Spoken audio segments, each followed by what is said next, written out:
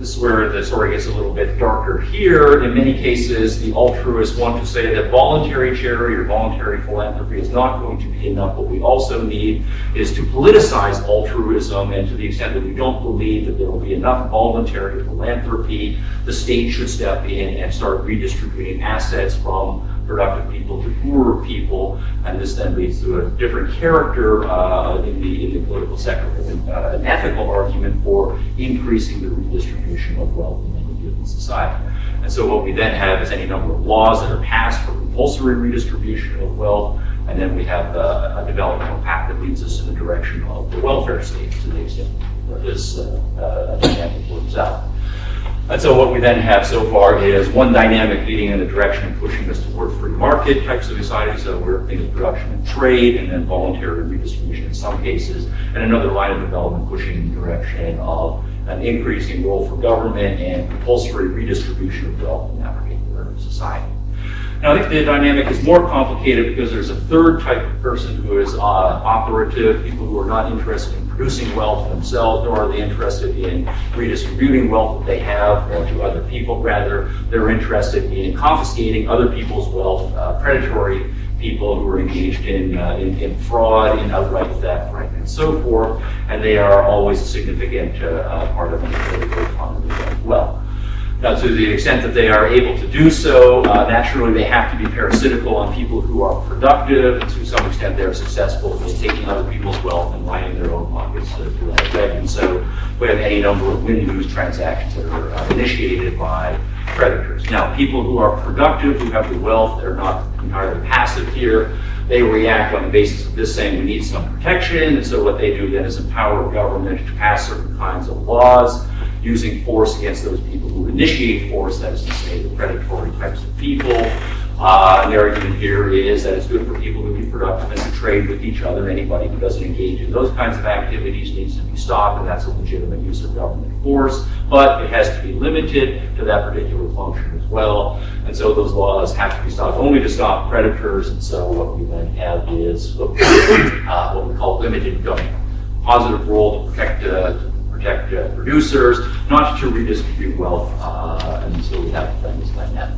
Now, my analysis, what then happens is we have an increase in the scope of government in the society. So far, we have one set of laws that is passed to stop predators from taking wealth from producers, but we at the same time have any number of laws that are passed to take wealth from producers and to redistribute to other people who are considered needy. So what we have is an increase in the scope of governmental power and governmental agency in the economy. And the next thing that happens is the predators spot this, right, as an opportunity. Predators are all about power. If the government has a whole lot of power, how can we then co-opt some of that power to our own ends here? And so predators then up the sophistication of their strategy, so to speak, to find various ways to do this. There are two broad strategies. One is to play the altruist argument. Right? If government is to redistribute wealth or to provide special protections for people who are needy and threat from the big bad people of the world, well, portray yourself as being in a position of need and have the government pass various kinds of wealth redistribution things that will benefit you, various kinds of subsidies and tax breaks and so forth. So you play the altruist card here as well. What you can also do is argue that your competitors are bad guys and they're the ones who are functioning in a predatory fashion, that you're not really the predator, and so what you have then is the government passing laws to protect the predators from free market competition as well. Now, a lot of times this is where history becomes very important. The distinction between being a producer and being a predator is not always clear. Political economy in the 19th century was still in its infancy. Still in many respects is in its infancy here, but in many cases what we have is very productive people who are trying to be innovative, who are dealing with others on the basis of win-win trade, are misidentified as predators, and there are any number of laws passed to harm them. Single out J.J. Hill, who was building railroads in the United States, and Rockefeller, who was awesomely productive with respect to oil, as two primary targets here. But nonetheless, they have any number of government-based restrictions put in their place, using them as examples of a category here. They then are harmed, right, by the laws, and the economy becomes less productive to that extent. And then they are, of course, then forced into a position of having to react. They don't want to get involved necessarily in government things, but in order to protect themselves against these legal laws or to stop them, they get involved and have to start lobbying government. What this then means is government assumes an increasing importance in the political economy. It becomes the 800-pound gorilla, so to speak, in the economy, and everybody is interested in governmental activities. Everybody is, because of the rules of the game, forced to spend a significant amount of time dealing with governmental issues. Of course, they have different axes to grind, different agendas. The altruists are arguing for greater redistribution of wealth. The predators are arguing for more rent-seeking and redistribution of wealth for them. And then the producer types are arguing for limited or just getting rid of various kinds of bureaucratic rules and regulations that are dedicated so they can do so.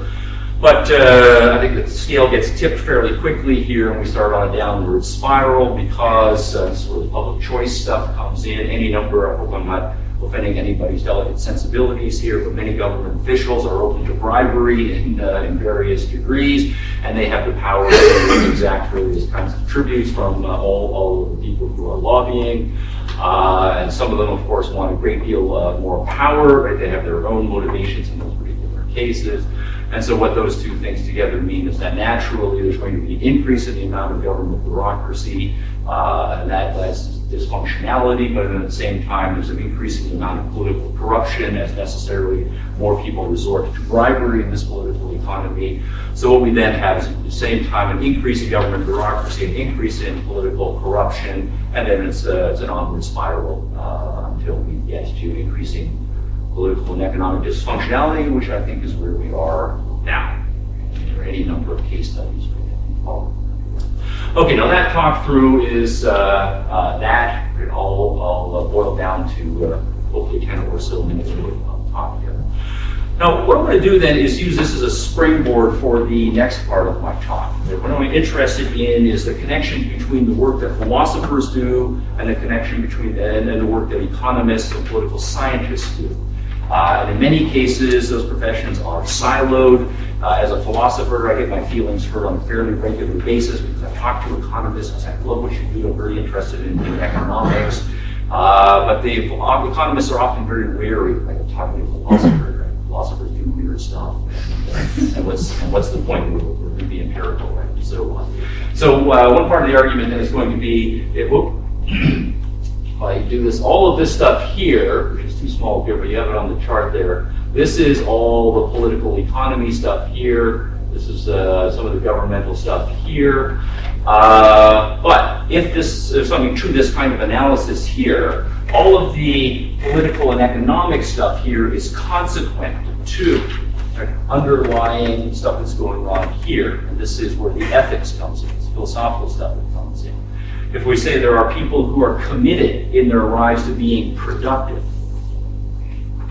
to creating value, to trading with other people on a voluntary win-win basis, well, where do those people come from? How do they decide in their personal lives to be that way? That's an ethics commitment, and that's traditionally part of philosophy.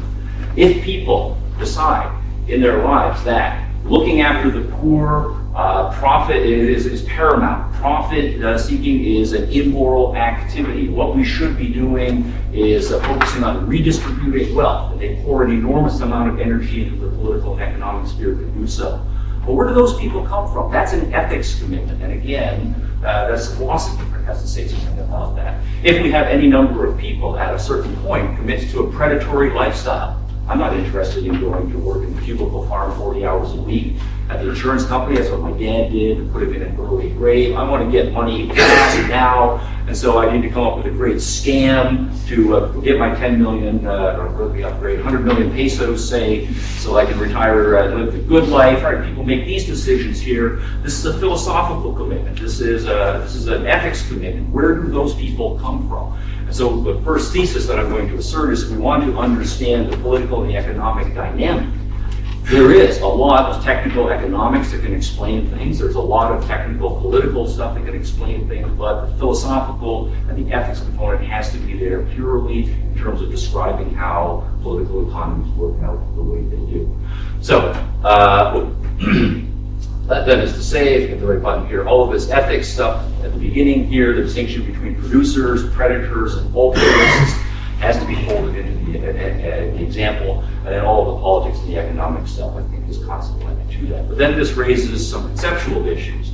On the one hand, we do have all of these ethics concepts about good, bad, right, wrong, moral, immoral, right, and so forth, and then all of these political and economic concepts about free markets and rent-seeking and so forth.